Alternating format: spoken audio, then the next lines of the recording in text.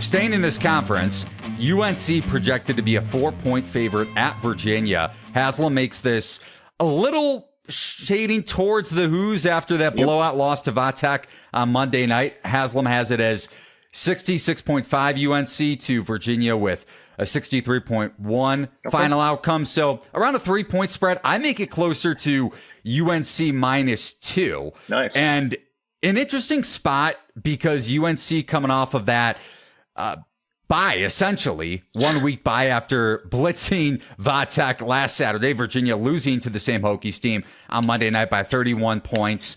They've lost 2 of their last 3 games after winning 8 straight. So a little bit of regression from Virginia, but big and interesting nugget for Virginia when it comes to home road splits, a 25-point differential when it comes to their home road splits in conference play, with the edge towards when they play at home. And it's also situationally the spot favors Virginia coming off of that Vatek loss. I know UNC is well rested, but you know you're going to get a fired up Virginia team. UNC hasn't won in Charlottesville in 12 years, not using that as a trend to bet, but I actually think it kind of plays toward the way Tony Bennett schemes up his offense with that blocker mover offense, because UNC's cutting defense in particular, but also just ball screen defense with Armando Bacot has been a big concern in ACC play, and they've allowed a 75.9% at the rim field goal percentage, which is in the lowest percentile nationally, and also opponents shooting 46.2% in the paint during this 5 to 10 game stretch. So I think UNC's defense is in trouble against a very, very intact Virginia offense when they're able to play at that pace with one of the better point guards, 2-way guards in the country in Reese Beekman. So I think you get a bounce back effort from Virginia. My raw numbers, like I said, have an edge towards the Hoos. So I like UVA in this spot. What about you? Yeah, I'm with you. Shot Quality's data actually has this one even tighter, 1.2 points. Virginia expected to slow this one down a little bit. Of course, 66-67.2 win for North Carolina as the projection.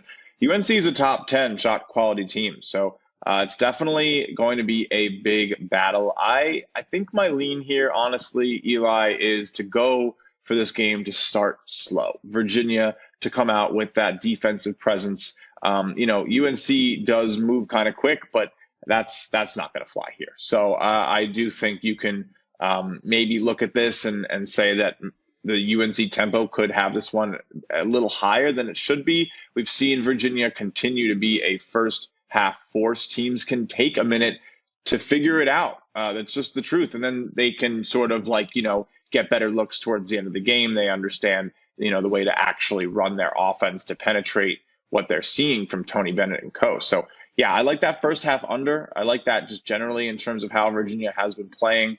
And I think we do see a tightly contested game coming down to the wire, which could lead to overtime, a lot of free throws. So yeah, if you're going to go under here, go on the first half. You're not going to get a great rim and 3 rate from UNC anyway, which is always nice to see when you're thinking about unders, and Virginia is literally the worst. So, 10 off the worst, 353rd. I thought I saw 363rd, but there aren't 363 teams anymore.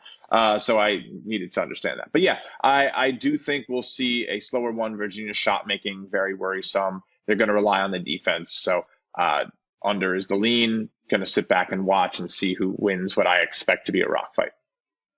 Definitely correlates with UVA too in terms of your first half under look. One last thing on the ACC, because I noted this in my column from last week over at thelines.com, which you could find there still, and also on the podcast. Clemson, I still really like this team at around 27-1 to make the Final Four. I bet 28-1 last week, 27-1. You can find that number over at FanDuel.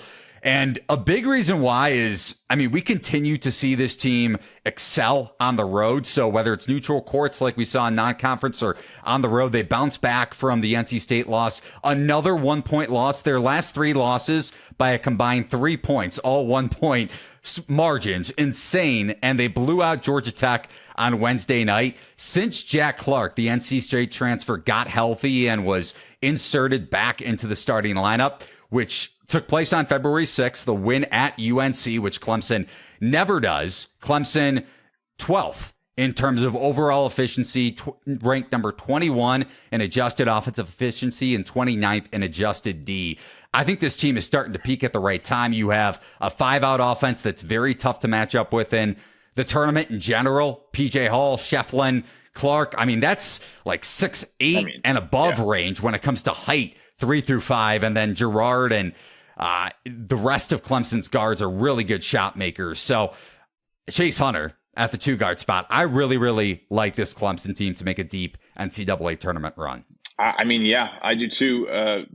Outside of Filipowski, who's better than PJ Hall in the ACC right now? I don't know, who. I mean, I know who's next in that list, but he's set himself apart. It's been a really, really great season for the seniors. So I'm really excited to see how they look. I like when you can have, a big guy who you can depend on. I think this Clemson team is built properly for a run. We've seen them sort of flirting with it. Their offense is fiery, and I think it's going to be fun. So, yeah, I do like the team. I'm not, locking up the future just yet. I maybe want to see how they do a couple interesting spots, could stumble a little bit at the end of the season, have to go to Wake Forest right before they start the tournament. So I wouldn't be shocked to see them, have their eyes set so forward that their ACC tournament play doesn't necessarily look great. Maybe get people sort of start talking about their teams, forget a little bit about what we're seeing here, and then they get right for the tournament and have a nice pathway to making a Sweet 16 Elite 8 run for sure.